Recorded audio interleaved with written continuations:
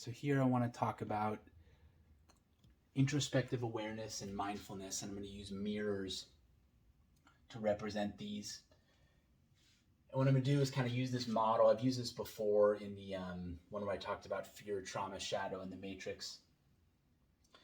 And essentially what I'm seeing here is the natural state of our being, the state of our thriving, the state of our flourishing, the state where we experience the most peace and clarity and the fullest expression of who and what we are, is the state of when we have an open human heart, right, fully flowing in trust and in presence of being.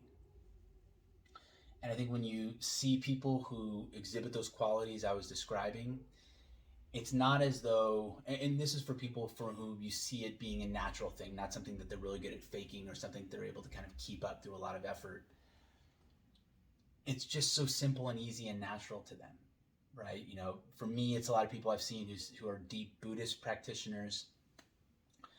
There's a woman named Byron Katie who I've learned about, who essentially had this kind of radical epiphany in her life, and kind of everything changed for her. She was going through a very difficult time with a lot of phobias and fears, and then she came out of it with kind of this very natural, really almost wordless and inexpressible trust and appreciation for reality, for what is, which includes herself and all the other people in the world.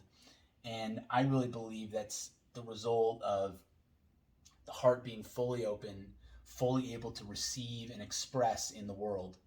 And that when we're having difficulties, when life seems hard, when we're constantly having to work really hard and try our best, simply to not like screw up or to mess things up, thriving and flourishing seems like something that comes along by chance, but maybe hard to get or hard to keep. It's a sign that there's some blockage, something that's preventing us from acting out of our heart. And so instead we're trying to operate out of our noodles, trying to kind of use a map or a model of the world and of ourselves to navigate things. And no matter how good our map or our model is, it's never the world, right? And the mind really can only operate in that map or model mode. And so it's inherently limited. It's not the mind's fault. It's just being put up to a task that it's not qualified for. The heart really does have the ability, when it's fully open, to express itself in the world and to experience the world in a wholeness that the mind really can only dream of. And so in the state that, you know, I find myself in much of the time, I know the state that a lot of us are in, we're not feeling that fully open flow of the heart, or if the heart is fully open and flowing, something's blocking it. And that's what these kind of two lines here are. You have to forgive me, my artistry is a little lacking, but what I'm trying to portray an image of here is the heart here, and again, in a state of health, in our natural state, a state of openness, there's no division. And the radiance of the heart is naturally able to shine in and through our being. We're at peace. Things are good. Things are exactly as they should be. It's not like there's no pain. It's not like there aren't difficulties that arise in life, but we don't see them as being insurmountable or daunting or a reason to kind of shrink inside of ourselves or start coming up with excuses or explanations or things like that, right? We're at peace with the flow of time, right? But again, that may sound like a fantasy land. It may sound kind of like unrealistic, kumbaya. This is the reality for people, but for a lot of us, right, if you were to look at kind of maybe our species as a whole, we'd have to acknowledge that's not really the reality we're seeing right now. The reality we're seeing is more like there's a wall, right? So picture this being kind of vertical, such that this being no longer feels the radiance of that heart coming through, or, you know, and the wall may be 50 feet high such that none comes through, or this could be an extreme state of paranoid agitation, you know, agoraphobia, something like that. But, you know, that wall could be lower so that only part of the sun's light comes through. And, you know, we don't want to get too caught up in our metaphor here. You know, there could be holes in the wall that allow some light to shine through some of the time. It's not a binary thing. It's not like the heart's entirely walled off or entirely open usually. Always a continuum or a gradient. But I think what we're seeing much of the time is when we're feeling those difficulties, we're feeling alienated, we're feeling not at home in the world, there's an edginess to our existence. Things are always tinged with a sense of potential disappointment or frustration. That's a sign that this wall is up. And this wall can really go by a lot of different names. For me, confusion lies at the core of it. Unresolved trauma, you know, often from our childhoods, kind of ends up being kind of like a landfill inside of us, and gradually can kind of build up to form this wall that can kind of act like a blocking on our heart. And so when we're operating in this space where we have blockage, right, when we're not able to access the full truth and wisdom of our heart, what we end up with is kind of a fragmented state of existence. Let me unpack that briefly. So I believe the heart is the seat of our kind of deep truths for this life, right? And I've given some examples here. I know the drawing's a little small, but this one here is the picture of a person with a heart drawn around them, and it has the initials, right? AB plus CD. And this is representing, for example, you may have found someone in your life you realize is a good influence for you, right? A good person. It could be a friend, it could be a romantic partner, it could be a family member, it could even be a coworker, right? This doesn't have to necessarily be like even like love, right? It could just be that deep appreciation and respect and gratitude we have for somebody. And what's crazy about this wall, and why I think confusion is a good word for it, is when this wall goes up, this wall, it oftentimes acts kind of like a funhouse mirror or a two-way mirror. And so what it will do is it'll take these images of the heart and it'll invert them or flip them, or it'll twist them around, right? So instead of A, B, and CD in a loving embrace, right, two people, this person being AB, who's recognized, hey, person CD, yes, I love them, I like them, this relationship's important to me. It says, no, versus CD. CD is a bad person, or CD, question mark. Do we really know CD? Maybe actually all of my problems in my life stem from my relationship with CD, or maybe CD isn't such a good influence as I think. Now again, if we have a basis in life, a rational basis to believe that someone who we thought was good for us maybe not be, then we, in due consideration and from the heart, can reconsider. But that's not what's going on here, right? What's going on in here in this wall of confusion, of unresolved trauma, is it's taking the truth of the heart and it's deliberately inverting it to sow confusion, to sow discord, to sow dissonance, really to try to create doubt, right? Overwhelm, anger. It's trying to kind of get us out of poise, out of flow. Why? The more we do that, the more we close the heart off. The more we do that, the more we kind of stuff feelings down, stuff judgments down inside of ourselves, and the wall gets bigger. Right? So the wall kind of has, in my experience, kind of its own energy, its own drive, right? It's almost kind of like maybe a tumor that wants to kind of, just like a tumor will hijack blood vessels in the body to kind of feed itself. This wall of confusion and unresolved trauma in us, if left unaddressed, will continue to try to grow throughout its life. And the way it does is with a vicious cycle of creating confusion. The confusion creates doubt, overwhelm, and anger, which then leads us to close the heart more, creates more confusion, more doubt, overwhelm, anger. That's how we can get into these kind of crazy runaway cycles. So again, it'll take people who we care about and cast them in a bad light, right? Try to essentially kind of turn us against them. It'll take causes we care about. For example, here I've drawn, peace. If I'm someone who in the state of open heart, I'm just like, Jesus, I don't want to hurt anyone ever again for the rest of my life. Like, I want to have peaceful, caring encounters with people. And that doesn't mean I'm going to get along with everyone. Doesn't mean everyone's going to like me, or even necessarily I'm going to quote unquote like them. But really, like, if I only had one day left on earth, would I really want to be a jerk to anybody? Right? Wouldn't I want every encounter to be peaceful and as harmonious as I could have it be? Isn't the only reason I don't go for that is because I think it's unrealistic, right? Or maybe someone will judge me for it. Maybe I'll judge myself for it.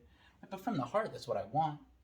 Well, when that gets into the funhouse mirror, two-way mirror, kind of matrix shift around game, all of a sudden, that's war, right? Or that's peace, question mark. Or that's peace, and then kind of a judgmental face comes in and goes, peace, kumbaya, bongo drums, silly, childish nonsense, dismissiveness, right? Creating doubt, creating overwhelm, creating anger. Having me right here on this side, and I'm Mr. AB, and I'm like, whoa, I love this person. Whoa, like, I care about peace. Why does this keep coming up?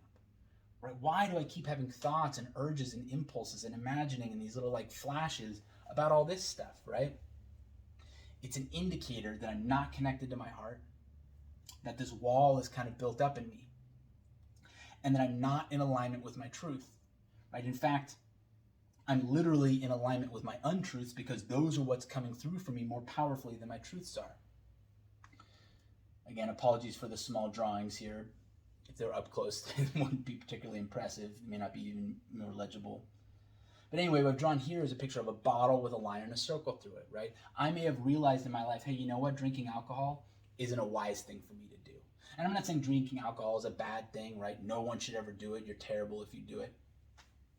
It's just that I've recognized in my life, right, the patterns I've had. I tend to drink, tends to go too far, and I tend to create destructive or harmful outcomes for myself or for other people. And so I'm making the choice from my heart and the commitment in my heart to not do that anymore. Well, as the confusion, right, the unresolved trauma kind of build and foam up in our lives, let me just take a brief moment here to say, this is a dynamic thing. And when we're healthy, we're happy, things are going well for us, right? The money's flowing good, the relationships are flowing good. This can sometimes kind of like shrink down. I don't think it ever goes away. It's always lurking there with the potential to reach its full power. But circumstances in life, kind of our chemical state of being, can lead this to kind of diminish and give us a false sense of, hey, it's gone, right? It's gone. And then, right, as the opposite happens, things stop going our way. We kind of find ourselves in the book of Job. Job's gone, relationship on the rocks, just doesn't feel good to get out of bed in the morning. This then gets a lot of negative energy feeding it, or a lot of negative stories feeding it, and all of a sudden this wall can really grow, and that disconnect from the heart can get further and further. And so it would be in a state like that where we may have gone 4 years, 10 years, 50 years without drinking. And now, though, our confusion and our unresolved trauma are swelling up. This wall is getting thick and wide, and it's getting really powerful and devious and impressive in its delusions. And it's saying, whoa, whoa, whoa, why aren't we drinking? What's wrong with drinking? Don't I deserve a drink? Look at all these other people, they've drunk. And I'm remembering a lot of good times when I drank, times when I was smiling with my friends around my arms, times at weddings, right? Beautiful moments, right? And all that, like the horror things, the hitting bottom that led me to make that choice and that commitment in the heart to come back from that. It's like it's all out the window. It's just gone. And in my mind, it's kind of these paparazzi camera flashes of positive images and me drinking, right? You could say kind of this is where the devil works. I don't think that that's necessarily a fair representation of the devil. I've got other videos on that. But suffice it to say, this is a realm of intense self-deception, a realm of intense self-delusion, and a realm that lives in denial of what's happening, right? It will not say, hey, by the way, I'm like, blocking your heart and perverting all the truths of your heart right now. It will just throw this stuff in, and it'll act like it is the heart doing it, right? It'll start having conversations. It'll start explaining away all these things, right? Oh yeah, you made that commitment because you were weak and you didn't have the willpower, but you have the willpower now. You can handle it. You can do it. Dive back into the bottle, right? This person that you think is actually your friend and is caring for you, they're holding you back. Cut the ties, toxic personality, dead weight, get rid of them, right? It'll use all the resources at its disposal, right? And it knows you because it is you, right? This is us, right? This is our energy that's doing this. That's why it's so effective at deceiving us all the time, because it knows us. It knows our little blind spots. It knows what we're susceptible to. It knows what we tend to fall for or give into. And so it'll lean on those pressure points as much as it can. Why? To create doubt, overwhelm, and anger. Why? To create negativity.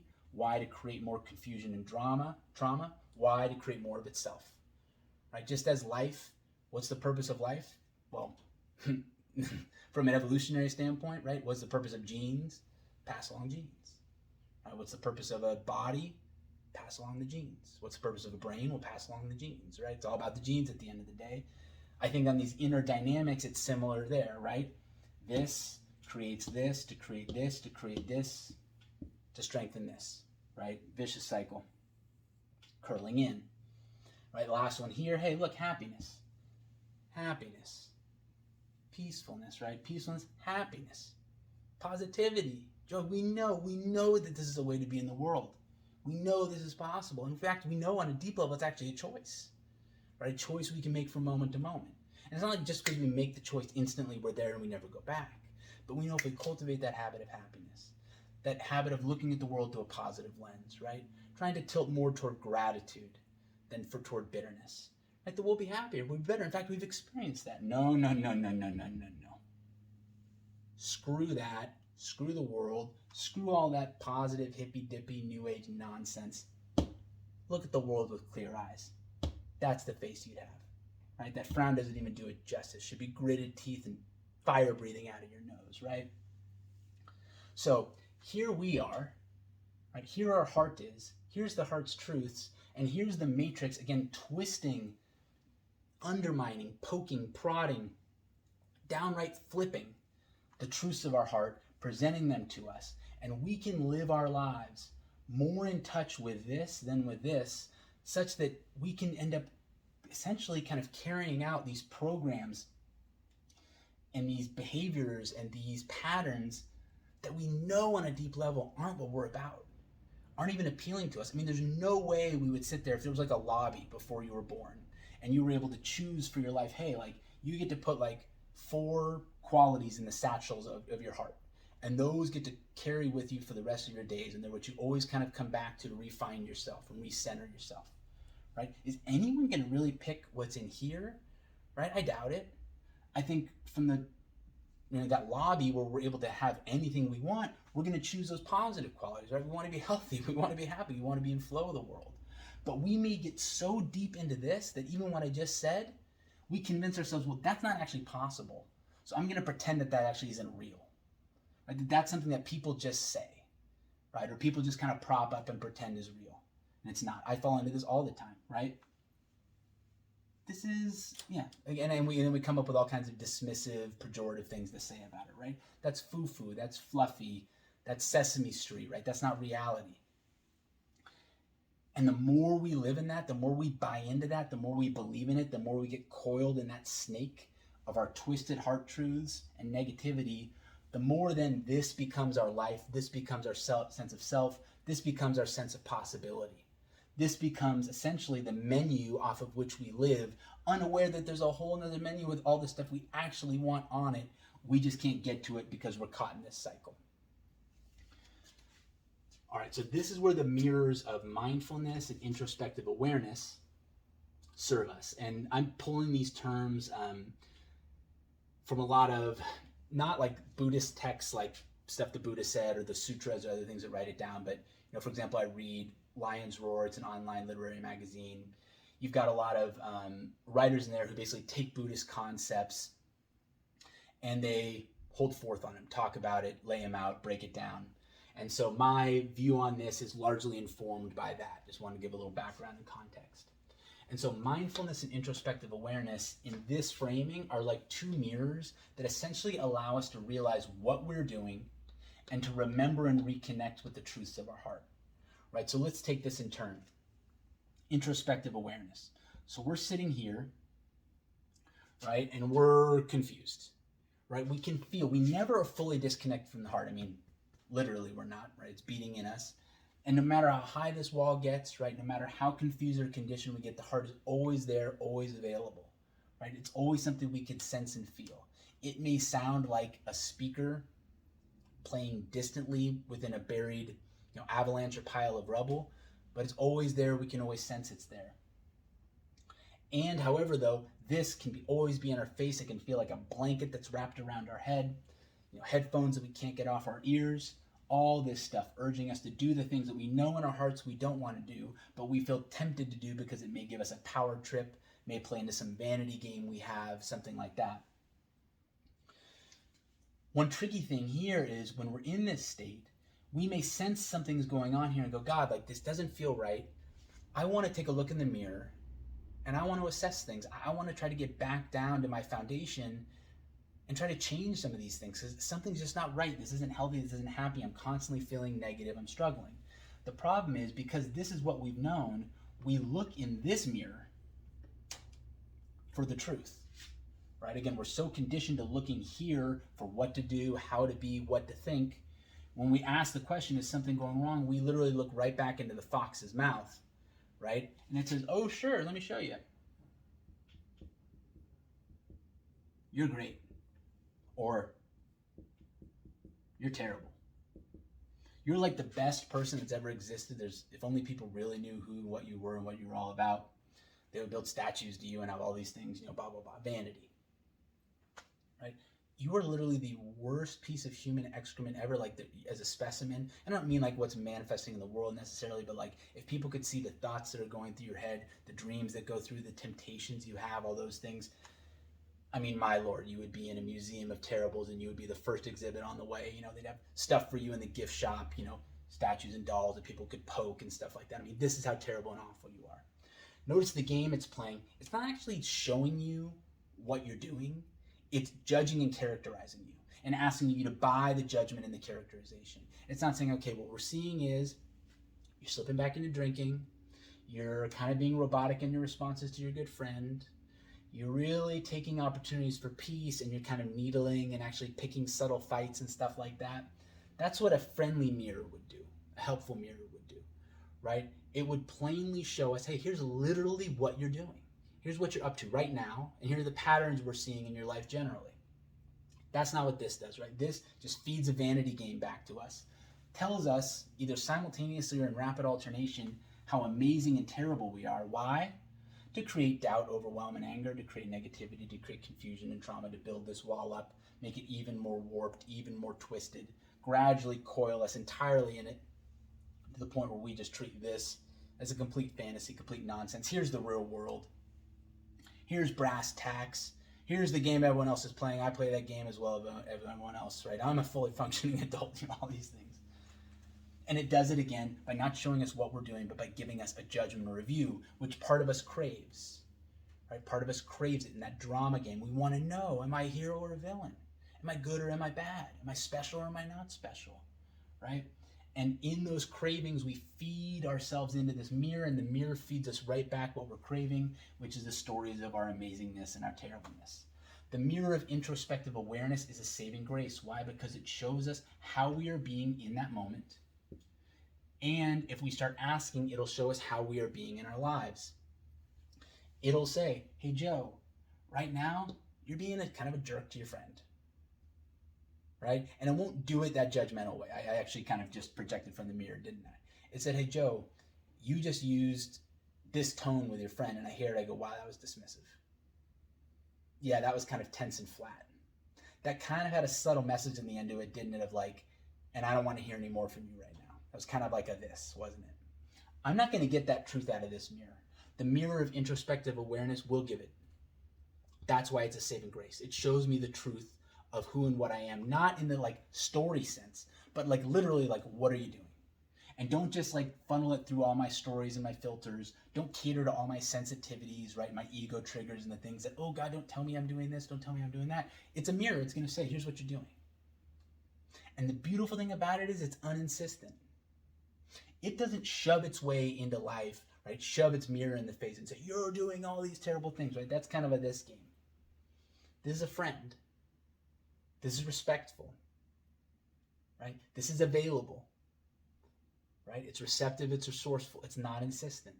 When we're ready, when we have the courage to look at it, it'll show us an honest picture of ourselves in return. And we can then ask it, okay, hey, I'm telling myself that drinking is good for me. I'm actually on the way to the liquor store right now to buy a drink, my first drink in 20 years. And the mirror of introspective awareness will then show us those memories that this mirror wasn't showing us of, oh, that's right, I ruined a marriage with my drinking. Oh, that's right, I traumatized my child with my drinking. I physically punched a stranger with my drinking. I mean, whatever it is, whatever those moments were that led us to realize the truth of the heart for ourselves and for the world was, hey, alcohol on me right now, and this body, this being, it's just not working, right? This will try to drive us back toward our vices. This will not try to drive us back toward our virtues. It'll instead present us with the evidence, right, that we had in the beginning when we put those truths in our heart. We held those truths close to our heart, and it'll give us that reminder, which is then an opportunity, right? Always a choice. This is empowering. It says, hey, here's what you're forgetting right now. You're asking to see something. You asked me, hey, why did I stop drinking again? Oh yeah, that's right. So it's tempting to kind of see like the devil and the angel on the shoulder, but that equates them a little too much. This is more twisting the truth and pushing it for a negative agenda. This is more, hey, let me remind you of some things that when you're caught up in this, you just don't see, right? And the mirror of introspective awareness versus mindfulness, the difference is the mirror of introspective awareness is always going to just show us back again what we're doing and what we've done, right? What we're experiencing and what we've experienced. It's evidence, essentially. It's representing us with evidence so that we can then look at the world, right, and look at what's happening and realize the situation and recognize the situation for what it is. Aha, evidence, right? I'm using that tone with a person I love. That's a sign that I'm falling out of connection with them. It's an invitation to reconnect, right? Open my heart and express my true feelings for that person. I don't mean I need to make some grand gesture or anything like that. It could just be very subtly like, hey, the next time I talk to them, I'm really going to make an effort to be present. I don't want to give them the wrong impression that I don't care about them. So instead of using that kind of flat or robotic tone or kind of subtly indicating I don't want to be talked to, I'm going to see if I can actually be present and engage, right, and honor their presence, right? That's what the mirror of introspective awareness can provide, right? It can prevent us from going back off the cliff, right, back to the bottle, whatever our bottle is in our life. We all have them, right? Some destructive habit we fall into that tends to push us farther away from ourselves and from others. The mirror of introspective awareness is the saving grace that can show us when that's happening. If we're looking for it here, all it's going to do is push us more toward the destruction. This is what can let us see when we're going toward it. And the beauty of it is it doesn't try to come in and take control. It doesn't come in with a 20 or 30 step plan or a 5-year program to fix things. It just says, hey, buddy, here's what's happening. Oh, you want to know what happened in the past? Here's that. Do you remember? And what's beautiful and amazing about this is how unperverted and uncorrupted it is. It's kind of like drinking mossy, muddy water all the time, and you finally get a glass of cool, clear, safe water. It's really kind of amazing. What's kind of wild about it, though, is we get addicted to this, and this is kind of like reality TV. It's got all the dramas, the snap cuts, the old grudges, the legacies, the wills they, the won't they, right? It keeps us captivated by constantly presenting all these things and saying, hey, am I going to do this crazy destructive thing? Am I going to change my mindset? Is this what I'm about? That's part of the reason we get so engrossed in it, is it kind of presents this kind of weird, twisted movie where we're a major player, right? It plays into our vanity. And it's like, hey, this is what your life is all about, right? Here's where you should be devoting all of your attention and your concern. This is just so naked. It's just so plain. It's just like, yeah, you're on your way to the liquor store right now. Yeah, you're intending to buy alcohol. Yeah, you're forgetting a lot right now. Oh, you want to see what you're forgetting? Here's what it is. Right? And to the addicted part of ourselves, to the part of ourselves that's so hung up in that drama, that entertainment, wants those dopamine hits, wants all that serotonin flood from feeling like we're important, feeling we're in the game, this is going to be a bit dissatisfying, which may be why we neglect it. Right? Being so caught up in that drama, right? So caught up in getting our chemical fix for all the juiciness and wildness. And here, the simple, plain awareness of what is actually happening and what's actually happened in the past can seem kind of maybe drab by comparison. It's really the more we edge toward this, right, feel the destructive power, not just of the choices it's proposing in the world, but of the actual energetic act of engaging with this, right, and having these feelings constantly cycle within us. I mean, you could have this in a cave, right, and this would just keep happening, right? It doesn't need to even have these temptations or possibilities out there in the actual world. This thing almost kind of parasitically will just feed the imagination all these tantalizing and horrifying examples, creating all these negative energies, which then create more of the confusion and the trauma, which feed it, right? That's what it's all about. This is about recentering us in reality, in what's actually happening right now, something we cannot get from this. Something we can get from here when we're connected, but when we're not, when we're disconnected, we really need as a saving grace to lean into the mirror of introspective awareness to provide us a sign of what's going on.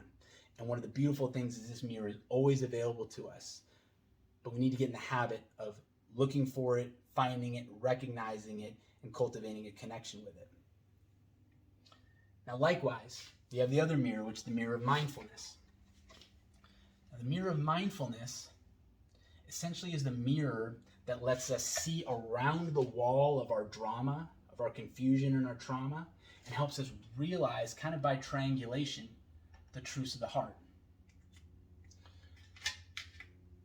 Right? And so just as I've got these 4 examples here, right, the loving relationship, and I'm just going to make like, miniature versions, right? Hey, I've realized don't drink. Hey, generally peacefulness and happiness are kind of 2 traits and qualities that when I find them flowing through me, I just tend to feel better. I tend to make choices that I'm happier with, both in the moment and in the future. I tend to notice positive effects on the people around me. I just generally enjoy being alive more when those qualities are prevalent in me. Mindfulness is the mirror that reminds us of those truths. I'm going to